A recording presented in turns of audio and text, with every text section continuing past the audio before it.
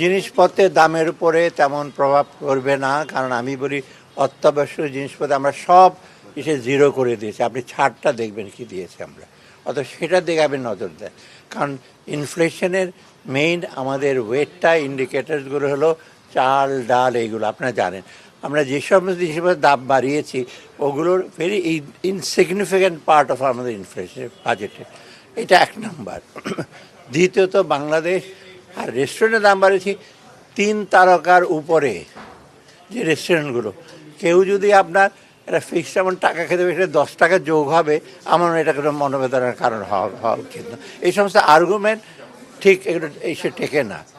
আমি তো বলছি না ভাতের রেস্টুরেন্ট অন্য রেস্টুরেন্টে গিয়ে যাবে, আর থ্রেশহোল্ড আছে যার টার্ন ওভার 50 লাখ টাকার উপরে, তারাই খালি এটার মধ্যে আসবে, আর অন্য কোনো ব্যবসাতে এটার মধ্যে আসছে না।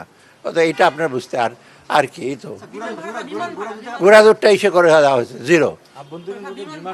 বিমানটা আপনি শোনেন, এই যে বিমানটা 500 টাকা ছিল 200 টাকা বাড়িয়েছে। ইন্টারনাল বিমানে এখন লোকজন মোটামুটি যারা বিমানে চড়ে তার 200 টাকা বেশি দিতে পারবে না বলে মনে হয় না আপনি। অতএব এইগুলো একরকম মার্জিনাল।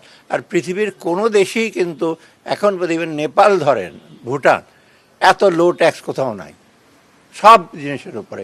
সেটা কিন্তু এসেনশিয়াল জিনিসটা আমরা সবসময় বলেছি, ওটা তো আমরা অলমোস্ট জিরো করে নিয়ে আসি।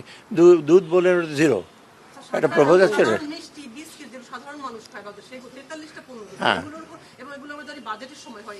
না না, আপনারা আরেকটা জিনিস মিস করছেন। আমরা ভ্যাটটা ইউনিফর্ম 15% করেছি, কিন্তু সেখানে ক্যালকুলেশন যখন হয়, তাই প্রত্যেকটা ভ্যাটের স্টেজে যখন তার ট্যাক্সটা দেয়, আলটিমেটলি কিন্তু সে 15% ভোক্তা দিচ্ছে না, কারণ বাকিগুলোর জন্য সে ইনপুটের জন্য রিবেট পাবে। এটা একটু জিজ্ঞেস করে নেন, ওরা জানে কীভাবে সে করবে। অর্থনীতিতে মোটামুটি তো আমার অর্থনীতি একটু স্ট্রং তো হয়েছে, স্টেবিলাইজেশন। আমি বলবো না সব ক্ষেত্রেই যে ব্যাংকিং সেক্টরে কিছু শৃঙ্খলা ফিরে আসছে, এবং বাংলাদেশ ব্যাংক চেষ্টা করছে কিছু কিছু দুর্বল ব্যাংকে যাতে অ্যাটলিস্ট ডিপোজিটার্সদের ইন্টারেস্ট লিকুইডিটি পায়। আপনি দেখলেন তো 22,000 কোটি টাকা দেওয়া হয়েছে, অর্থাৎ সাপোর্ট দেওয়া হচ্ছে।